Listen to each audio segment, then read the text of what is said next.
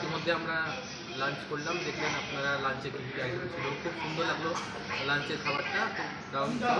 তো আমরা পেয়ে গেছি আমাদের টিকিট, তো আমরা টিকিটটা খুলবো, তো দেখতে পাচ্ছেন।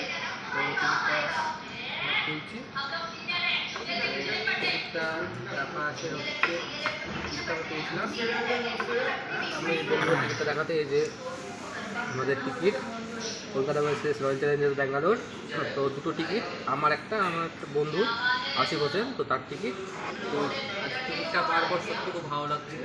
আপনারা সঙ্গে থাকুন। তো আমরা এরপরে যাবো ধর্মতলার পর থেকে আমরা একটু ঘুরবো, ঘোরার পর আমরা বিকেল বেলায় আমরা স্টেডিয়ামে প্রবেশ করবো। তো আমি যেহেতু প্রথম আমি কলকাতায় খেলা দেখতে এসেছি এবং কলকাতা শহরেও আমি নতুন, দিনটা খুব ভালো যাবে এবং সত্যি খুব ভালো লাগবে। আজকে হয়তো শাহরুখ খান আসবেন, তিনি তাকেও আমরা দেখবো, উপলব্ধি করবো।